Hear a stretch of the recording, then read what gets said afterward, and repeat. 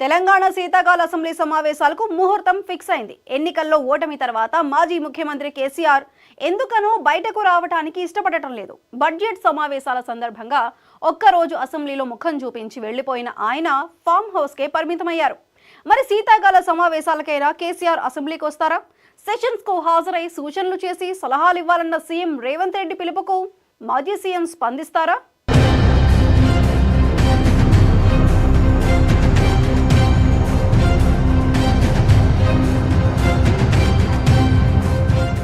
Assembly ఎన్నికల్లో ఊహించని ఓటమితో ప్రజాక్షేత్రానికి కేసీఆర్ దాదాపు దూరంగా ఉంటున్నారు.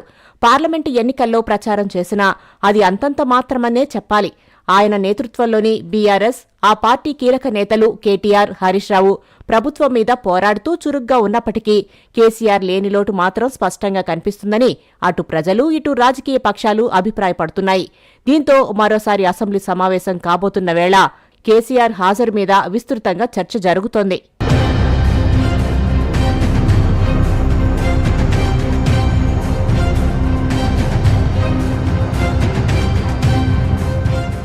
ఎన్నికలు ముగిసి ఏడాది గడుస్తున్నా 1-2 సార్లు మినహా కేసీఆర్ బయటకు రాలేదు. ఆ తర్వాత అసెంబ్లీ బడ్జెట్ సమావేశాల సందర్భంగా తొలి రోజు సభకు వచ్చిన కేసీఆర్ మీడియా పాయింట్ దగ్గర ప్రభుత్వ తీరును ఎండగట్టి వెళ్లిపోయారు. ఆ తర్వాత ఎక్కడా బహిరంగ సభలు కానీ ప్రెస్ మీట్లు గానీ నిర్వహించని కేసీఆర్ ఈసారైనా అసెంబ్లీకి వస్తారా అని సర్వత్రా ఆసక్తి నెలకొంది. అయితే కొత్తగా ఏర్పడిన ప్రభుత్వానికి ఏడాది సమయం ఇవ్వాలని మొదట్నుంచి చెబుతున్న కేసీఆర్ ఆ సమయం గడిచాకే బయటకు వస్తారని చెబుతున్నారు బీఆర్ఎస్ కీలక నేతలు. ప్రజల తరపున ఖచ్చితంగా ప్రభుత్వాన్ని ప్రశ్నిస్తారని చెప్పుకొస్తున్నారు.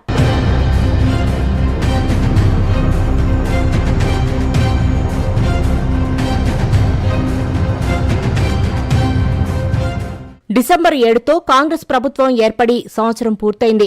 ఇప్పటికే కాంగ్రెస్ పార్టీ తమ ఏడాది పరిపాలనపై ప్రతి జిల్లాలోనూ విజయోత్సవ సభలు నిర్వహిస్తోంది. డిసెంబర్ 9నే అసెంబ్లీ సమావేశాలు కూడా మొదలవుతున్నాయి. దీంతో ప్రతిపక్ష నేతగా కేసీఆర్ తన బాధ్యతను మర్చిపోవద్దని, సభకు హాజరు కావాలని ప్రతి వేదిక మీద సవాల్ చేస్తున్నారు ముఖ్యమంత్రి రేవంత్ రెడ్డి. అందుకు దీటుగా సీఎం మీద రివర్స్ కౌంటర్లు వేస్తున్నారు బీఆర్ఎస్ అగ్రనేతలు. అయితే ఎంత రాజకీయ వేడి రాచుకున్నా కేసీఆర్ బయటికి రాకపోవడం గులాబీ శ్రేణులను కాసింత కలవరపెడుతోందనే చెప్పాలి.